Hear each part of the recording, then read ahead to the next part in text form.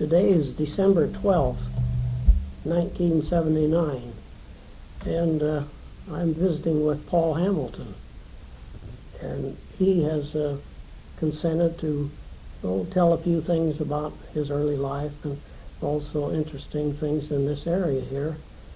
And I think I'll turn it over to him now and let him relate a few things that might be of interest. Well, when I was a youngster going to high school, my dad, Frank Hamilton, wanted me to take over and be the chief. But I thought to myself, I'd have to leave school because I have to attend school every day in order to maintain, to keep up my lessons. So I said, well, I'd think it over. I was a junior in high school, and I told him I'd think it over, and in a couple of weeks I would let him know. So I thought it over, and I spoke to a lot of people. I wasn't married yet. I was a junior in high school, and I didn't know just exactly what to do. So I found out that it required a lot of work going around to see the different Indians and like that. When you're a chief, it takes up a great share of your time. So I thought to myself, I couldn't do it because I would lose a lot of time, and I wouldn't be able to finish school. So I told him, well, it'd be better if he got somebody else. So I got somebody else, and that was when he died. He wanted me to take over, but I couldn't take over.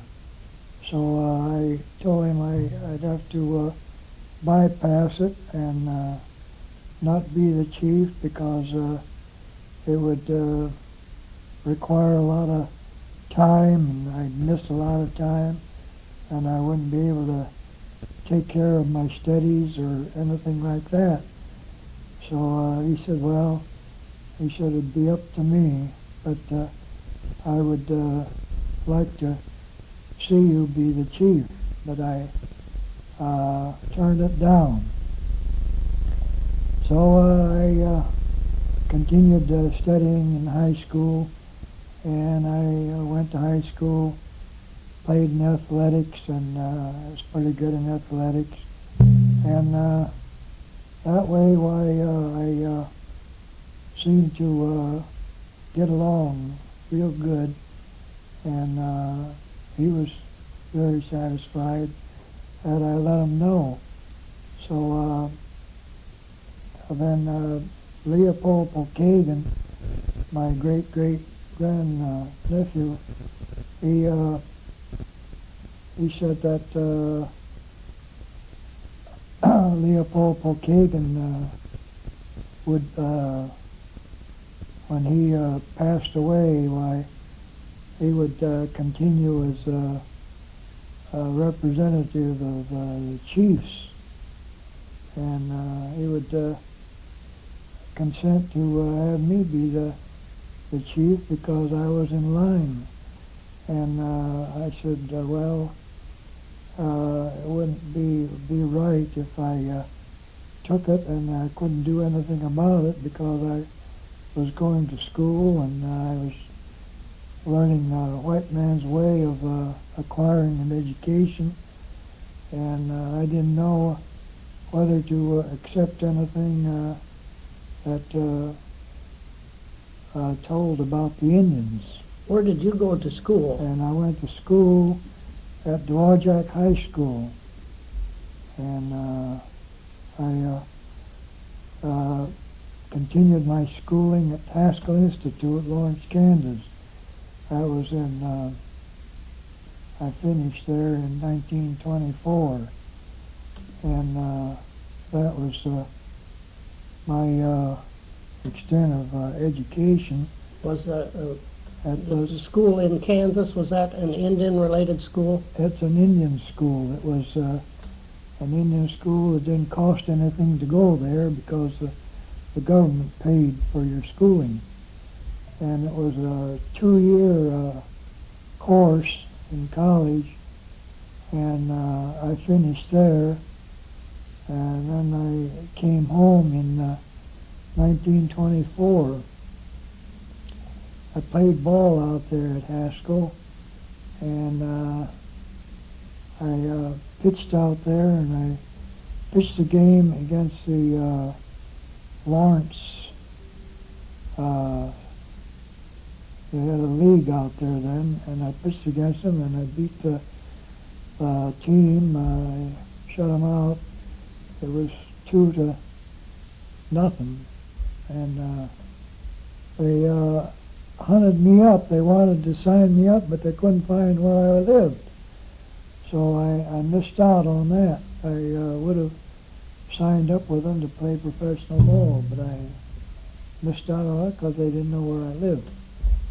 Well, I continued on, and I worked around different places. I thought to myself I would become a priest, because there wasn't many Indian girls, and I thought, well, I wouldn't get married.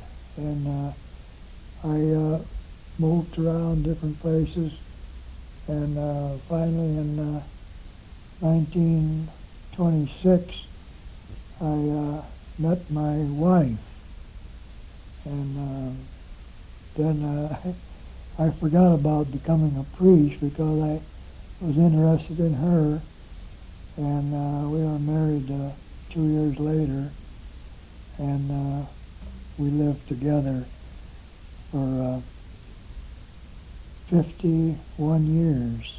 Was she a Niles girl? She was a Niles girl named Ruth Everman, and she was a daughter of a Niles policeman, Bert Everman, and we maintained a union together for 51 years, and That's a pretty good record. Not many people can say that.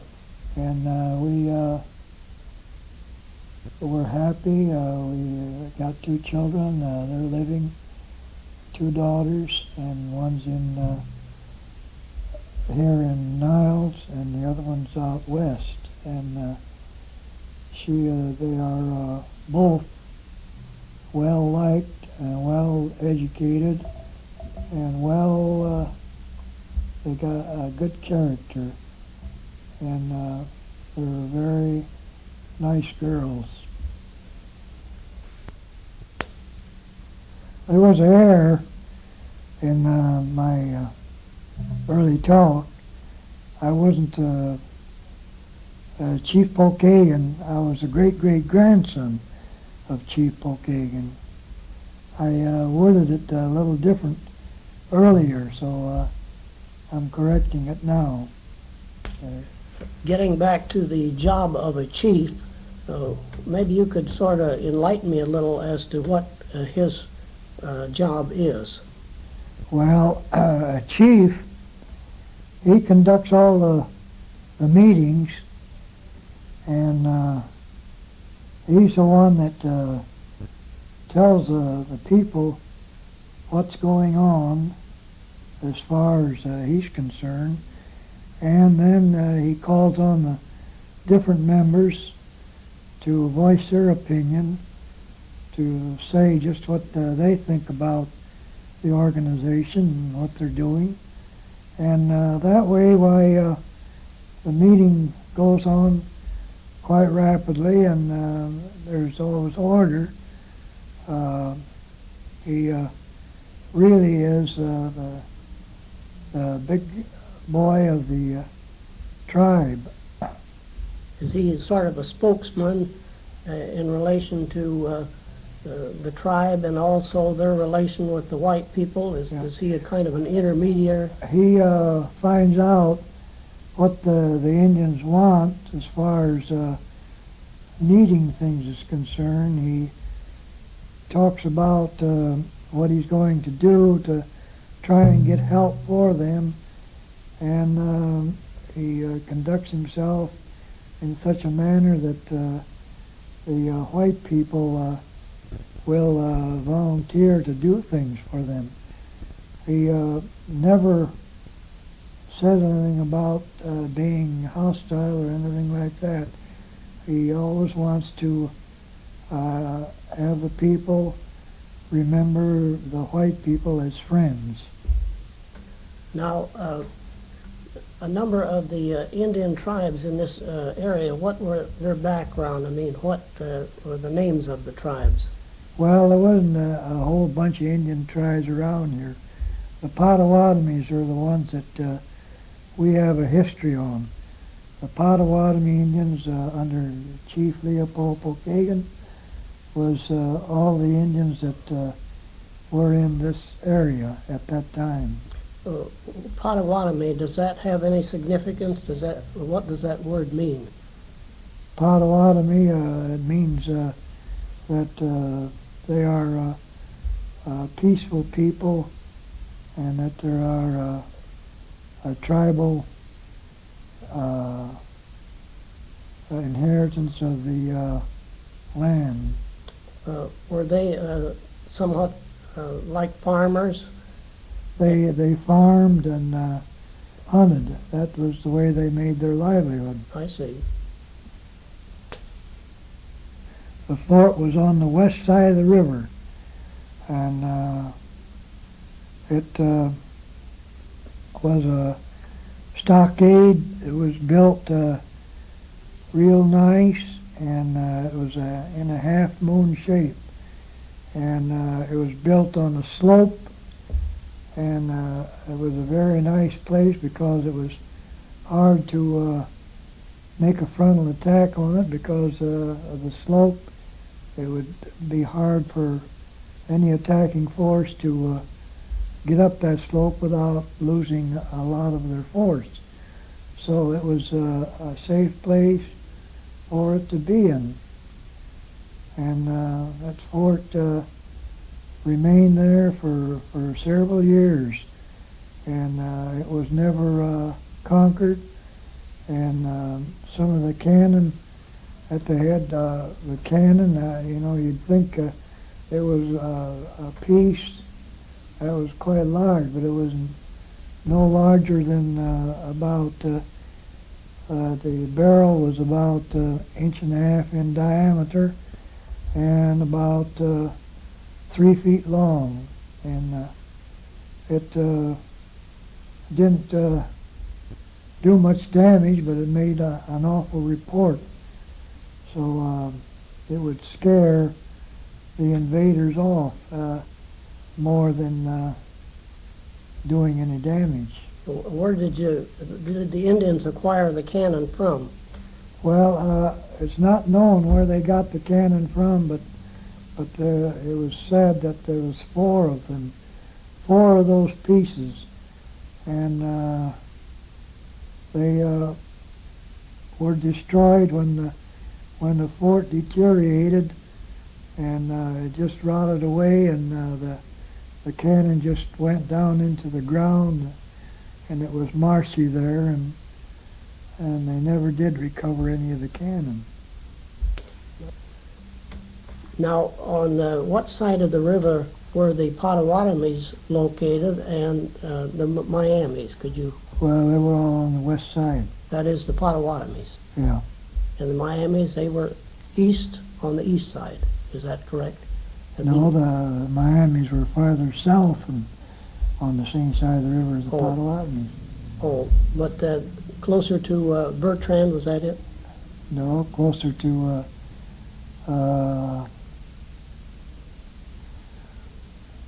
farther south there. Yeah, but on the same side of the river as the Potawatomis. Yeah. I see. Well, what tribe were on the other side of the river, or the east side then? Well, it was mostly tribes that were moving around a lot. See, they didn't stay there. They, How about in the wintertime? Did they move to other sections of the country when the weather got cold? Or? no, they had their bark huts, and they lived in those bark huts. Oh, the huts were made out of bark from trees. Yeah, uh-huh. What did they use for fuel? Firewood? Was that how they kept them warm? Just firewood, yeah. They could have a fire on the inside there on extreme cold days. I see. And the clothing that they used, was that mostly Furs and furs? I see. And animals that they trapped. yeah. Was trapping quite a thing with the Indians? Well, they had no traps. They rigged up traps out of branches of trees, and they caught their game in that manner. I see. Sort of snares like. Yeah, snares. And Mm-hmm. Now, during the winter months, what did they use for food, and did they store up food in preparation for the winter? yeah, they had stores of food like meat, and they made their own lard and stuff like that.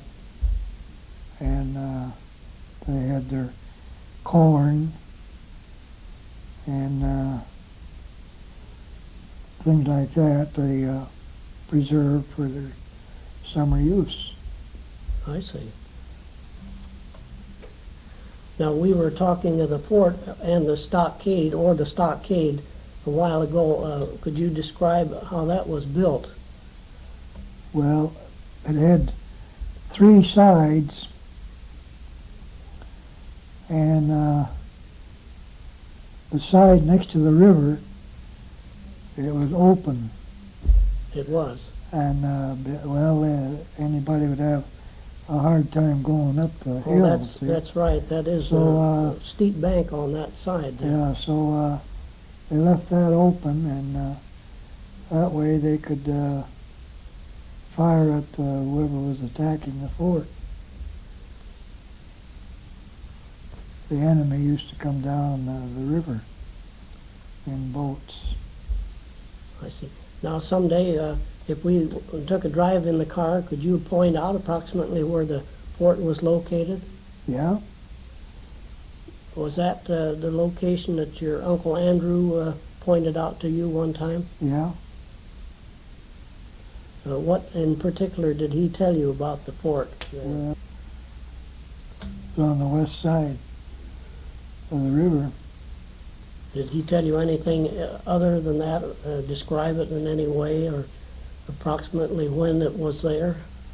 No, it was on the west side. That's where the fort was. So I get a little bit confused in pointing out the fact, but you have to kind of excuse me. I have to think things out a little bit first, because I had a stroke, and my mind don't work just right sometimes.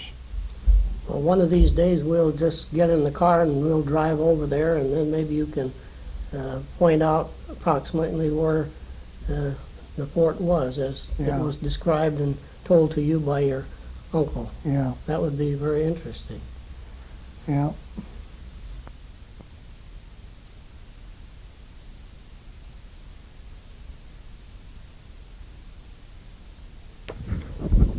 This is a nice, bright, cool afternoon on December 20th, 1979.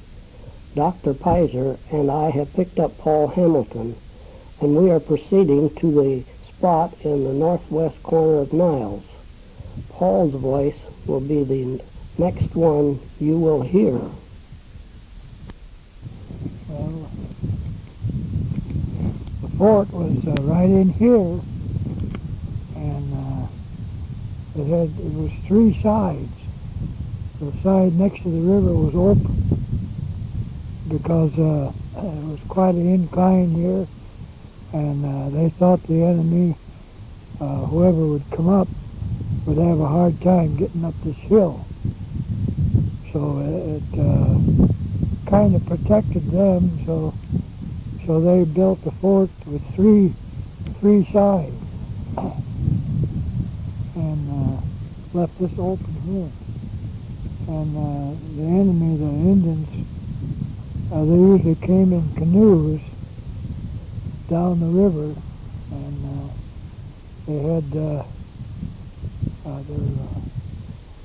equipment to fight with, bows and arrows, and they would stand up in here and shoot down at the enemy. So that's the way it was. That's the way they did things then. Did the Potawatomis have any legends about the fort that you heard when you were a youngster? Legends? Any stories of? Well, there wasn't a great deal of a big band of Indians that would come up and attack. There'd be more or less a small band, and they more or less thought they could take care of them.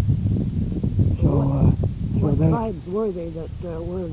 Well, it wasn't no. It was Iroquois and some other branches of Indians, Senecas, and there were some Indians, the Chippewas. Some of them Were there any wolf traders. Indians? What? Any wolf Indians? No wolf. Mohicans. No. But the Senecas were here. Yeah. So that's the way they protected themselves. If there'd been a big band of Indians, they probably would have came right up and taken the fort, but they were lucky. There was always just a small band of Indians that they could take care of. Mm-hmm. So they were pretty safe up here. Did the Potawatomis live inside the fort or near the fort? Well, they had their huts just back of the fort, and whenever they were attacked or anything like that, they'd all run to the fort for protection.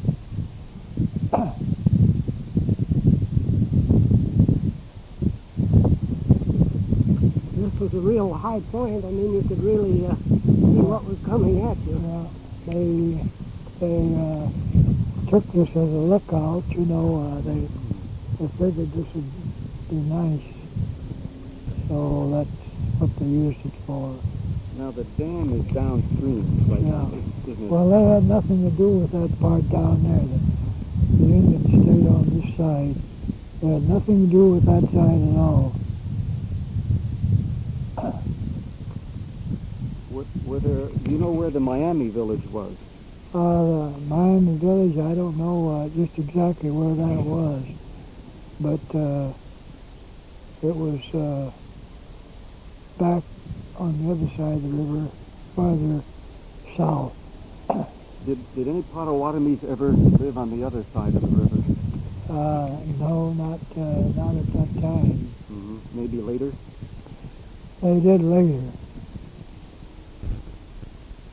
When the Indians used up all the trees around for firewood, after maybe 10 or 15 years, would they move their village to a new spot? They didn't use up all the trees or anything like that, but they used up all the stuff that fell down, you know, that rotted off yes. and like that. So it was dry, and that's what they used mostly.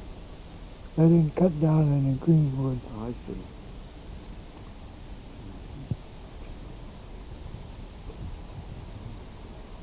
Now, do you remember anything else that your Uncle Andrew told you about this area? Well, he told me about this area here that was well protected by the Potawatomis, and they cherished, they worshipped the ground that the fort was built on, because they lived within the area, and they thought that was sacred because they themselves thought they were sacred to be living in an area of that kind, see. So that's the way it was. They say that the Potawatomis were very good friends with the French. Well, the Potawatomis were a friendly sort of a tribe. They made friends with people, and they didn't molest them in any way.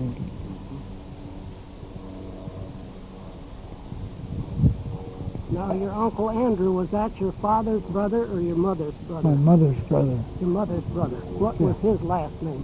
Rapp. R-A-P-P? Andrew Rapp.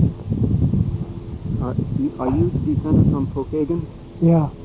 On whose side of the family? Well,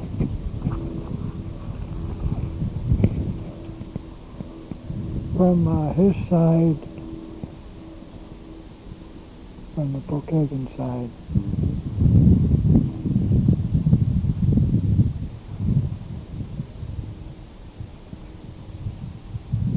Is there anything else that you know of that you might tell Chuck and Peyser here? Well, the thing was, the